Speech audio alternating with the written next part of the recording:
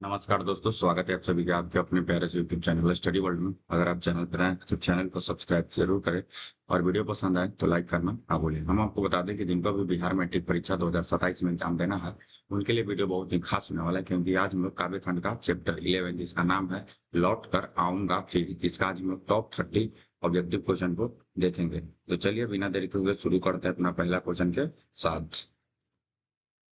Question number first बोलता है कि लौट कर आऊंगा फिर कविता में कवि एक बार फिर कहाँ आने की लालसा व्यक्त करते हैं। ऑप्शन नंबर ए, मृत मातृभूमि पर, जन्मभूमि महाराष्ट्र पर, कर्म भूमि गुजरात पर, मातृभूमि बंगाल।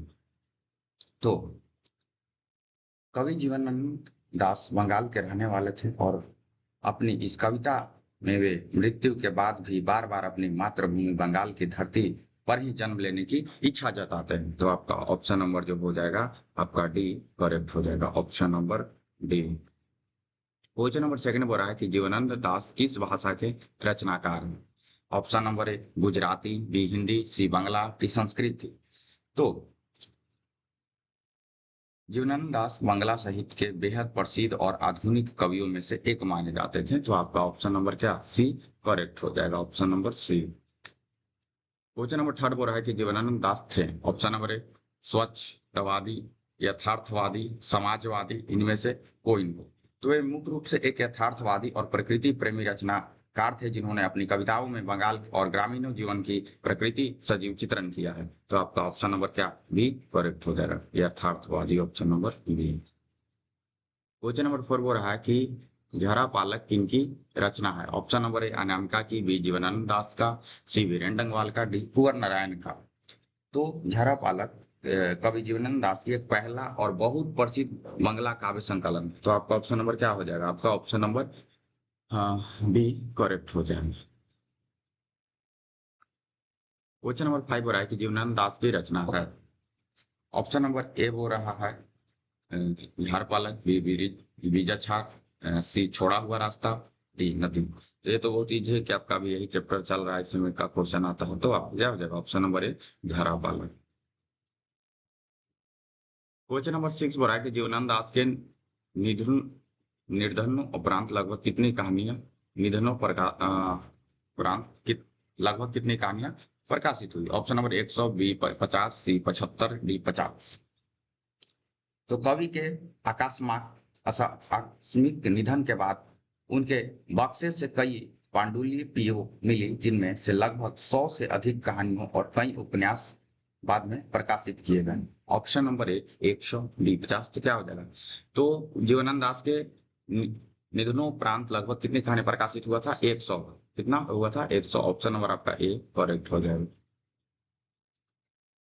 क्वेश्चन नंबर 7 बोल रहा है कि लौट कर आऊंगा फिर कविता को हिंदी में रूपांतर, यहाँ थोड़ा टाइपिंग मिस्टेक है, रूपांतरण किए किसने होगा यहाँ पे, है ना। रूपांतरण कौन हो जाएगा, कोई टाइपिंग मिस्टेक है, सॉरी। रूपांतरण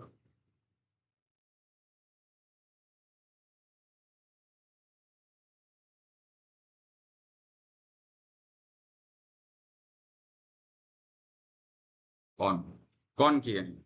ऑप्शन नंबर ए यज्ञ, बी प्रयाग शुक्ल, सी यतेंद्र मिश्र, डी इनमें से कोई नहीं। तो मूल रूप से बांग्ला में लिखी गई इस कविता का हिंदी अनुवाद रूपांतरण प्रसिद्ध कवि अनुवादक प्रयाग शुक्ल ने किया है। तो आपका ऑप्शन नंबर जो हो जाएगा वो आपका बी करेक्ट हो जाएगा।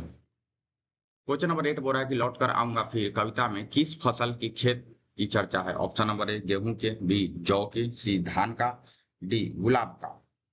तो कविता के शुरुआती पंक्ति में कवि कहते हैं कि लौट कर आऊंगा फिर धान के खेतों के किनारे, क्योंकि बंगाल में धान की खेती प्रमुखता से होती है। तो आपका ऑप्शन नंबर जो हो जाएगा वो आपका सी करेक्ट हो जाएगा।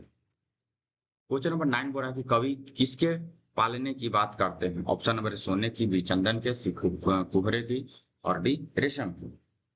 तो कविता के अनुसार कवि कहते हैं कि वह शायद कुहरे के पालने में झूलते हुआ एक दिन बंगाल की धरती पर वापस आएगा। तो आपका ऑप्शन नंबर क्या हो जाएगा, सी करेक्ट हो जाएगा।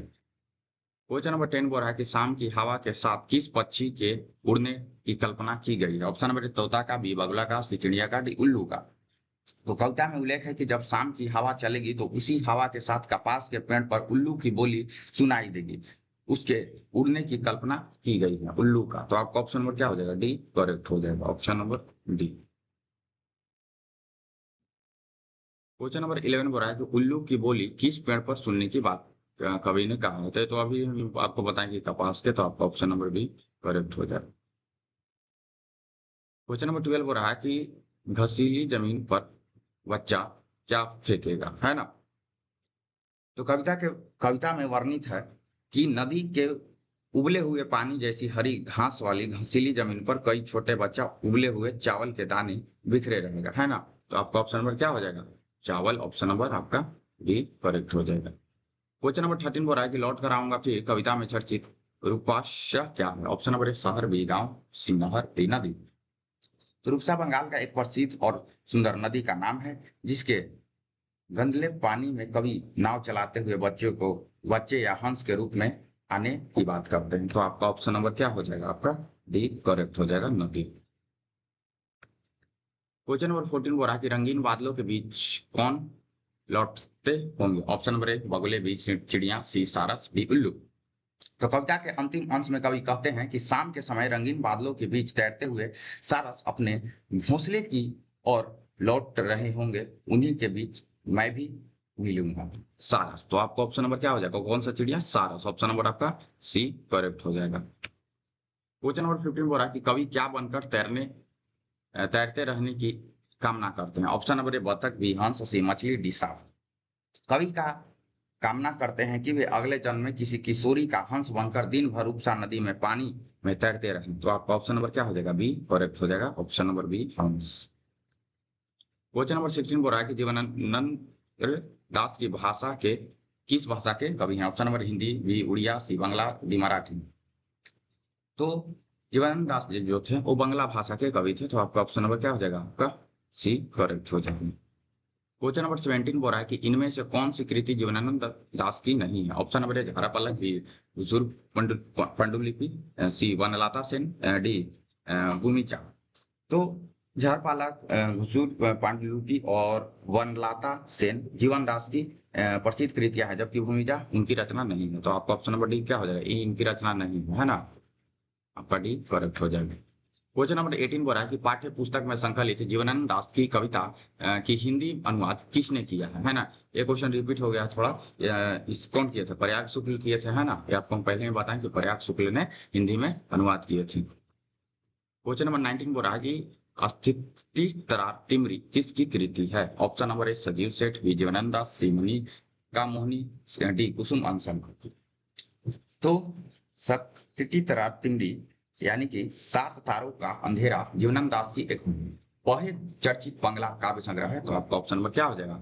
बी करेक्ट हो जाएगा, option number B. Question number 20 बोल रहा है कि लौट कर आऊंगा फिर शीर्षक कविता में उल्लू कहाँ बोलता है ना। का तो आम के पेड़ पर, बी कपास के पेड़ पर, सी कचनार के पेड़ पर, डी अमरूद के पेड़ पर। तो कहाँ बोलता है? कपास के पेड़ पर, ऑप्शन नंबर बी करेक्ट हो जाएगा।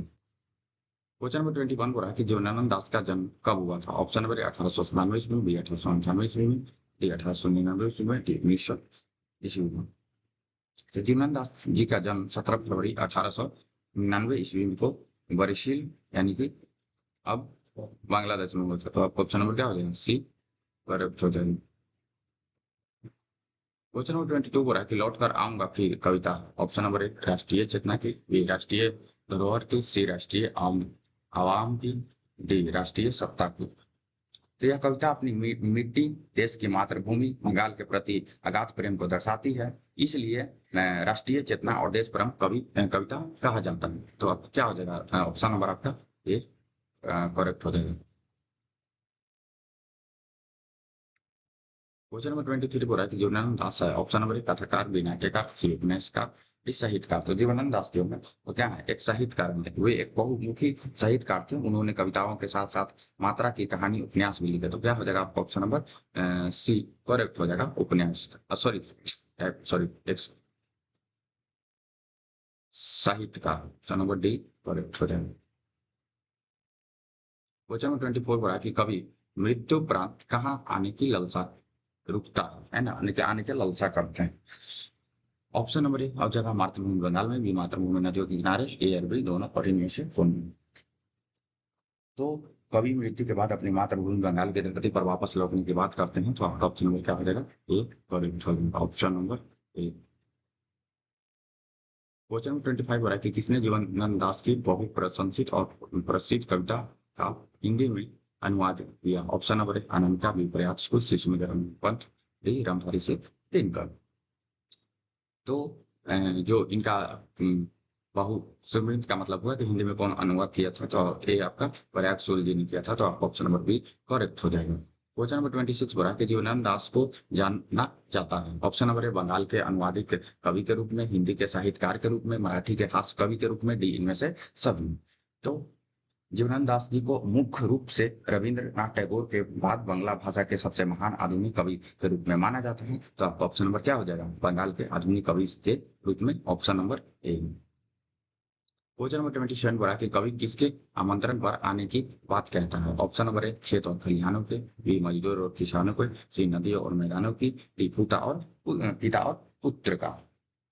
तो अ, कविता के पंक्ति के अनुसार बंगाल की हरी भरी नदियां और मैदान कवि को अपनी और बुलाते हैं, आमंत्रित करते हैं, और वे इन्हीं के लिए वापस आने की बात करते हैं, तो आपका ऑप्शन नंबर सी करेक्ट हो जाएगा, option number C. Question number 28 बोला कि कवि अगले जन्म में क्या बनने की संभावना व्यक्त करते हैं? ऑप्शन नंबर एक कौवा, मोर, उल्लू, सारस, कौवा, हंस, उल्लू, सारस, कौवा, हंस, कोयल, मोर, कौवा, हंस, उल्लू, बाज। तो कवि कहते हैं कि यदि मनुष्य न बन सके तो वे कौवा, हंस, उल्लू या सारस जैसे पक्षी के रूप में जन्म लेकर बंगाल की धरती पर जरूर लौटेंगे, तो आपका ऑप्शन नंबर क्या हो जाएगा? आपका बी करेक्ट हो जाएगा, है ना? सीक्वेंस में ऑप्शन नंबर आपका बी करेक्ट हो जाएगा। क्वेश्चन नंबर 29 बोला है कि कवि किसके बीच अंधेरे में होने की बात करता है? ऑप्शन नंबर ए धान का, बी गेहूं का, सी चना का, डी सारस का। तो कविता के अंतिम पंक्ति के अनुसार जब शाम के अंधेरा घिरा रहा होगा, तब रंगीन बादलों के बीच उड़ते हुए सारसों के झुंड के बीच ही कवि मौजूद होंगे, तो आपका ऑप्शन नंबर क्या हो जाएगा? डी करेक्ट हो जाएगा।